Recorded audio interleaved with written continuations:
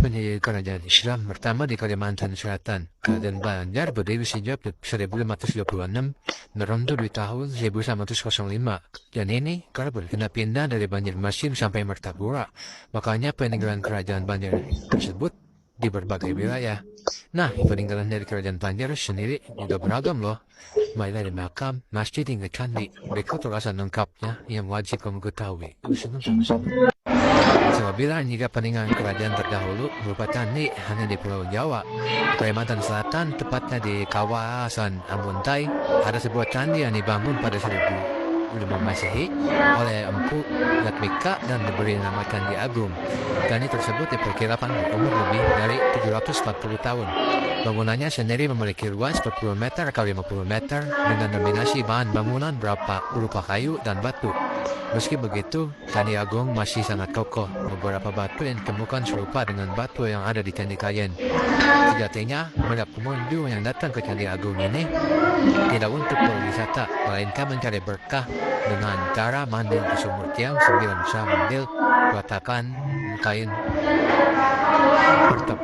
perkapan Pangeran Suryanata. Masjid Sultan Suryansah atau yang juga dikenal dengan Masjid Queen termasuk dalam salah satu dari 3 masjid tertua yang ada di Kalimantan Selatan.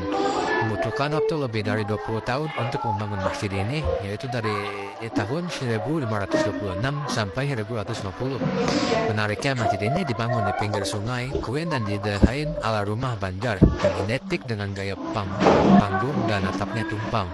Nah, untuk pelarangan Masjid Sultan Suryansah sendiri diadaptasi dari Masjid Demak, perpaduan antara dua budaya yang hebat.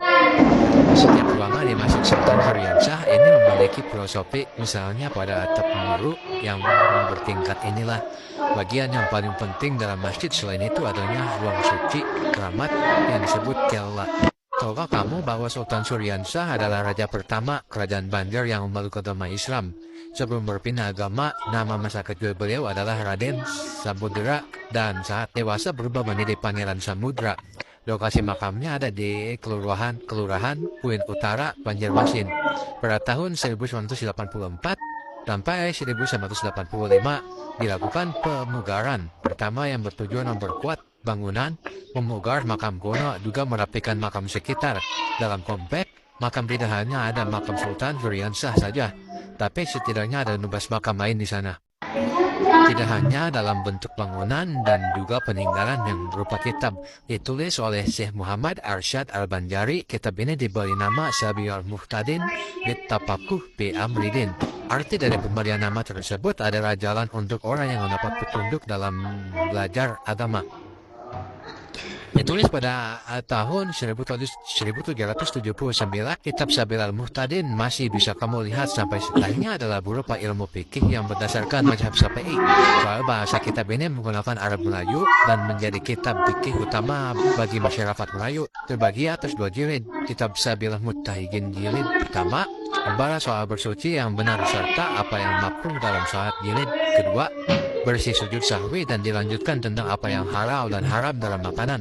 Coba kitab ini mencapai 524 halaman.